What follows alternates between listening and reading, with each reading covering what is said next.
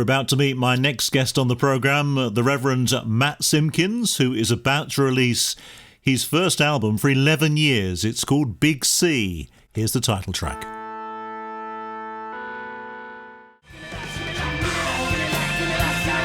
That's the Reverend Matt Simpkins from his new album Big C.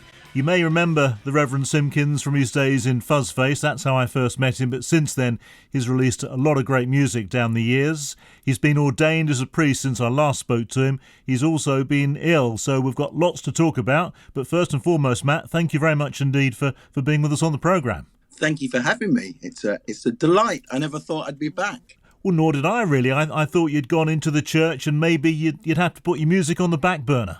That's what I was expecting, because I'm on call most of the time, and it's not always easy to find time for these things. But actually last year, the opportunity arose to write again, or the music came to me again. And it's been a real joy to record again, I have to say. But that opportunity wasn't presented to you under the best possible circumstances, far from it, in fact. That is true. I became ill. I was diagnosed with a rare form of skin cancer, and then I had to have some treatment. I had to have a toe removed and some lymph nodes taken out and that sort of thing. And I had to stop what I was doing. And while I was recuperating and resting, the song started coming back to me. And I think it's really because of the experience itself. It was a heightened emotional experience, shall we put it that way. But I have to say it has worked out. I'm really well now, and long may that continue.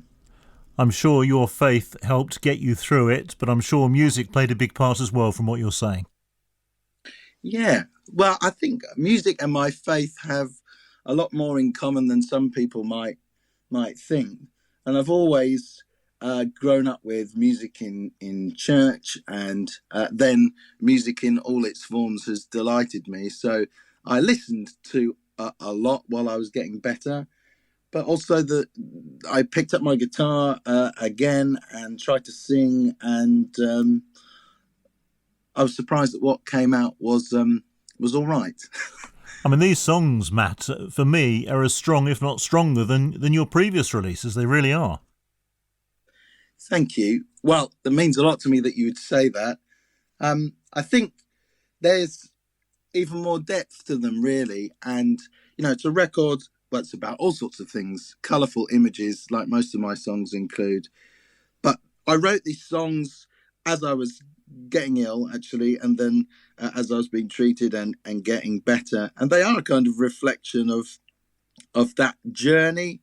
And I think of hope, and I think of the doubts and dark times as well as the light times. And I just wanted it to be interesting and human and moving. That sounds a bit pretentious, but I'm really pleased with what we've ended up with. And it's a good 55-minute listen, if nothing else, I think. It certainly is. It was made earlier this year, so you've packed a lot into this year musically. Yeah, so when I had leave over Christmas, having planned after Christmas, of course, I'm not allowed to take Christmas Day off, let's be clear. When I had leave after that, I carefully planned some sessions, and we just went hammer and tongs at recording in quite a short time. And I have a day off each week, and I was using that really to hone the mixes and work with the other musicians.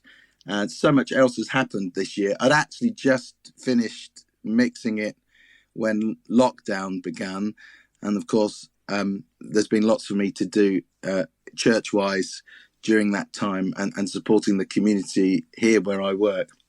So I'm just pleased that it can come out and see the light of day, because I think people will enjoy it. I hope they will. It's coming out on Antigen Records very soon. People can order it in the meantime.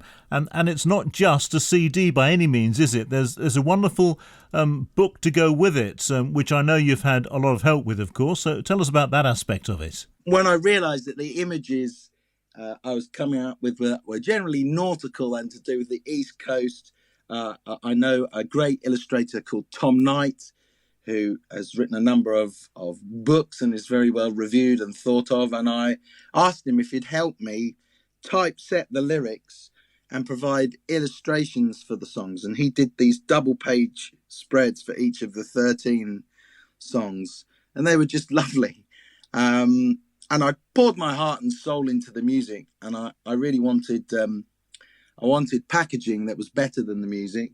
And I think we've achieved that. I mean, it captures the spirit of the East Coast, which is my great passion, and a lot of the songs are set here. And Tom is from Mersey Island in Essex, and he knows that coast inside out. And I think what he's put together is it's a really lovely thing. And the idea, of course, is that when you sit and listen to the songs, that you have the book with you at the same time and enjoy the illustrations. And that means if you think the music is rubbish, at least you've spent some money on some nice art as well. You've chosen a song for us from the album, Matt, and this is Welsh Jane. What can you tell us about this one? Welsh Jane is a song about my wife. Her name is Sian, which is Jane in Welsh. At the end of the treatment, we got in the car and drove to Shingle Street, which is an important place for us. And it was just an incredible evening. The song is the story of what happened there. And I've not really a love song writer, but it flowed out of me. And she'd been so amazing through the whole time. So I wanted to write something for her. OK, well, let's give it a listen now on BBC Radio Suffolk. From the new album, Big C, by the Reverend Matt Simpkins and the Phantom Notes. We mustn't forget them. This is Welsh Jane.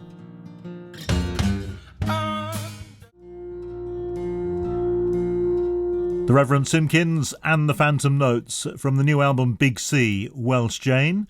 Matt Simpkins is with us on the programme this evening to chat about his latest music. It's his first album for 11 years. So really, I mean, all this has come back to you pretty quickly. I know it never leaves you, Matt, but even so, you must have been a little bit rusty on the music front. I was a little bit rusty. I mean, I've kept my hand in doing some things in church and occasional gigs with the Sons of Joy, but nowhere near as much music as I used to. It's a cliche, but it just started flowing again. And once you've picked up the instrument again, I think you get to know it quite quickly. And if you've got something to write about and a bit of inspiration, I think these things can come back to you quite quickly. I mean, the real problem is I don't really recognise the music industry 11 years on. I mean, everything has changed massively from the way things are promoted to some of the technology. So it was getting my head around the technology that was the difficult bit. But my ears are still all right, I reckon. And with the help of some of my wonderful friends, we managed to get the results we were hoping for. Yeah, let's give some of your friends or those involved in the album a mention, shall we? The musicians I'm referring to, really. Singer-songwriter A.D. Johnson, I know you've known him for a long time now. Yeah, so he's a dear friend, and we wrote songs together in Fuzzface. And if you haven't heard his music, I recommend it to you. And he played some harp, some mouth organ on the tunes, and I think that's the first time we've recorded together, probably for a decade. That was just a tremendous evening and immense fun. And you know, he's so musical, and he knows about subtlety, and what he added to those 2 tracks he plays on was really lovely. You've got Daniel Merrill on there as well. You've mentioned Sons of Joy. Also, he's from the Dead Rat Orchestra. He is, and he's now resident in Cairo. So he comes over to play music in tours from time to time. He recorded his bits in Cairo, and then we edited them together. But I've played with him for years, and the energy that comes out of that boy is extraordinary. And if I was going to record again, I needed to make sure the old Phantom notes were available, and he's been in there from the beginning, and just a wonderfully powerful and creative musician. And Toby Bull on board once again with you? Yeah, he is. Well, you see, we've all grown up. If you told us at 16 that I would be a priest and he would be a head teacher, I think we might have started crying. But he is a multi instrumentalist and a very modest person, and a lot of the brass playing on the record. And I think those sort of orchestrations give it its character. A lot of that is Toby, and some of it is my wife, and some of it is my children who've now started playing brass instruments. This is a noisy household. But Toby, a dear friend and a great musician, I couldn't do anything without him, really. You've got a foreword to this project by the Archbishop of York, Stephen Cottrell, so you must be chuffed to bits with that. I was really delighted with that. So I'm hoping it's the first album in history to have a foreword from an archbishop. I suspect it probably is. One of the jobs I've had in the church was to be his chaplain when he was the Bishop of Chelmsford, and we really bonded over music. You know, he is able to have an excellent conversation about which is the best Who album, or discussing Lou Reed. And I asked him, I said, would you mind writing a foreword? We're putting a book together with the CD, and very, very generously, characteristically generously, he said yes. So I'm really touched that he did it and that it's there, because he has quite a lot on his plate these days. I can well imagine. But then so have you, Matt. There's certainly no thumb twiddling here at the rectory, that's for sure. But I think one of the things he taught me, he's a great writer. I don't know if you've ever read, he writes poems and all sorts of things. He always taught me that you need to find some time in your routine for creative things that feed you. And it's only really since I was ill that I've found time for a little bit of music again. And it's right. It gives you energy and helps you carry on. It's great. Matt, how much does it mean to you personally to get this album out, and especially in the format it's coming out in? It means an awful lot, because I thought it was all done and dusted. This was in the past, and I've really poured a lot of love and effort into it. And not because it's self-indulgent, I hope, but because I hope it speaks to people. It's not a gospel record. It's not a praise record. But it just happens to be a record by someone who's a priest and who got ill and had to sort of face up to the lows and highs of life. And I think maybe there's something in it. I hope there's something in it that people will enjoy and find inspiring. And I wanted the love in the music to, you know, be reflected in the artwork and the foreword, and everybody involved has done such a really lovely job. I want to say thanks to Jason at Antigen Records. Everybody's done such a lovely job. I really appreciate it. What we've ended up with is a very nice thing. It's just a shame we can't play any gigs. Yeah. Because I'd hoped to promote it all over the place. At the moment we can't, of course. So you've had to put that on the back burner, but is that still the intention, once you can, to get out there and do gigs to promote this? Yeah, absolutely. And I really hope that a lot of our wonderful local venues survive. I know a lot of people that run them, and there's an awful lot of people in difficult times at the moment, but they're creative and resilient. And what we need to make sure we do is that once things can start to reopen, we really need to support them. Otherwise, they will just go. And growing up in Suffolk and Essex, those venues, the big ones and the small ones, really made me who I am. The access to music round here is incredible, and we mustn't take it for granted.